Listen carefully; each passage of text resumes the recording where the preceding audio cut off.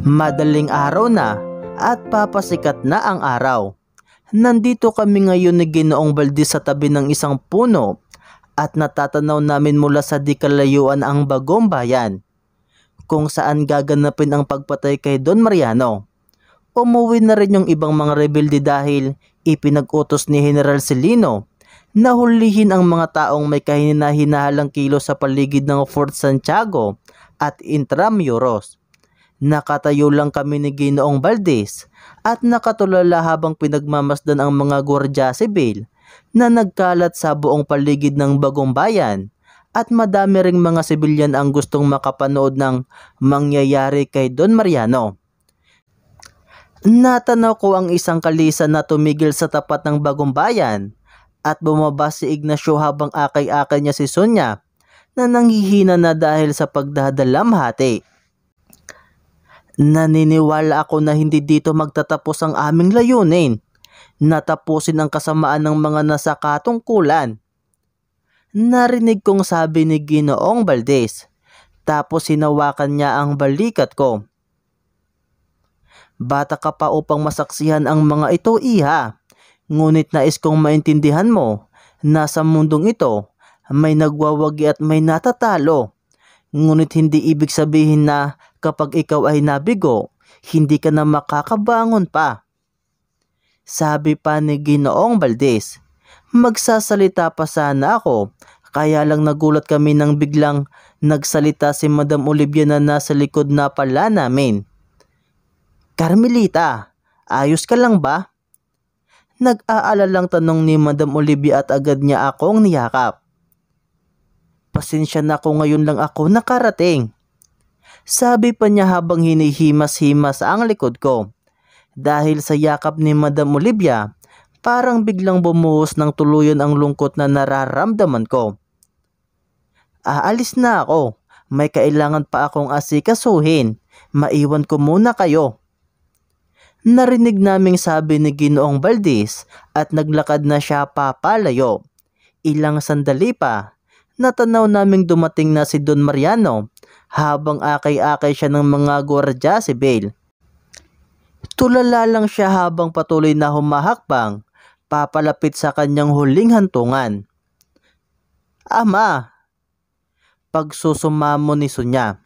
Yayakapin sana siya ni Don Mariano, kaya lang inutos ni General Celino na harangin sila ng mga gwardya sibil. Ama! Ama! Napalingon kami mula sa likuran at nakita namin si Juanito na paika-ika habang humahabol sa kanyang ama. Puro pasa at duguan na ang kanyang damit dahil sa natamo niyang bugbog kay General Celino at sa kanyang mga tauhan kagabi. Hawak-hawak din siya ngayon ng mga gwardya sibil. Magpakatatag kayo mga anak. Lagi niyong tatandaan na gagabayan ko kayo saan man kayo magpunta. Sigaw ni Don Mariano habang patuloy na pumapatak ang kanyang mga luha. Hindi na nakalapit pa si Juanito dahil sinipa siya sa likod ni General Celino dahilan para mapadapa siya sa lupa. Agad naman siyang inalalayan ni Ignacio at Sonia na ngayon ay patuloy din ang pagdaloy ng luha nila. Pinaluhod na sa gitna si Don Mariano at nakatalikod siya sa 12 gwardya sibil na babaril sa kanya. Ang hatol sa kanya ay kamatayan sa paraan ng firing squad.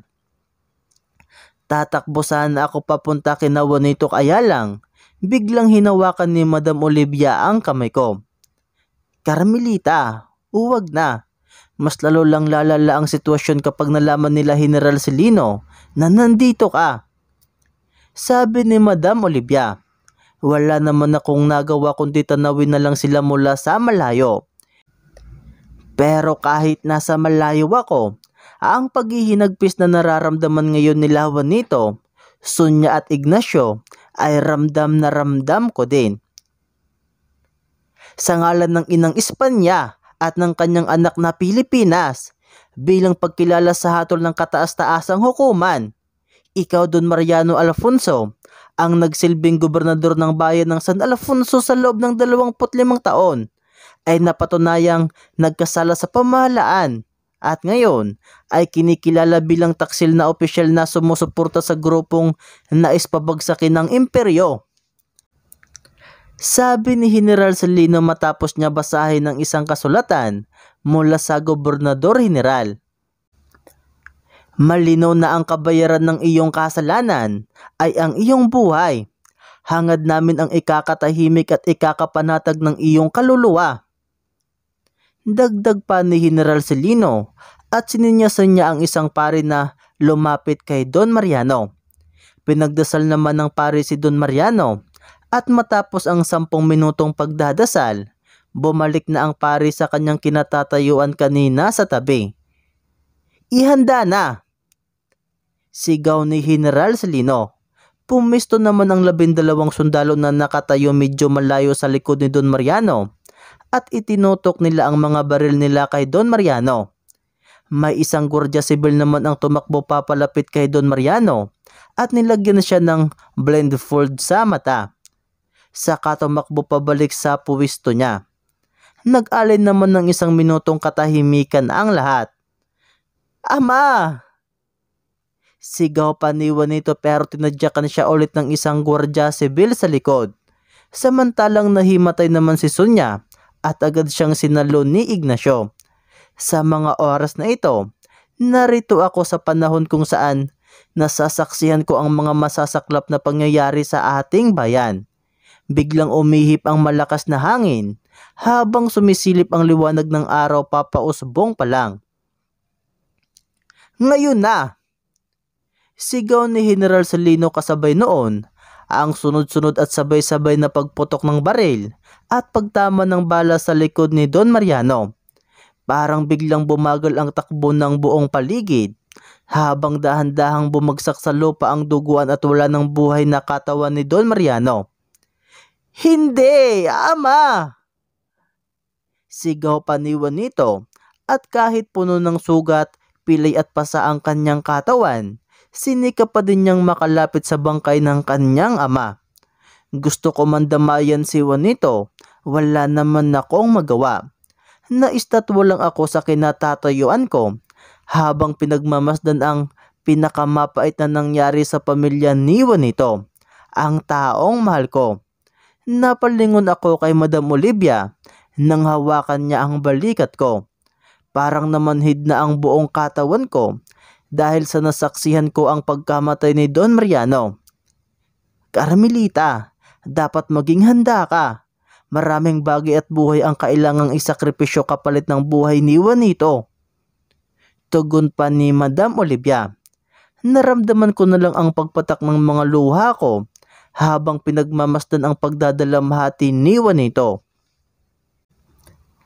Dear Diary, hindi ito ang nakatakdang mangyari.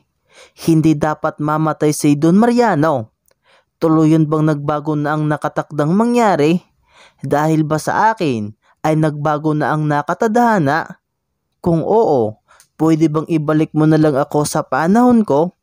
Dahil ayokong masira ang buhay ng ibang tao. Nakikiusap, Carmila.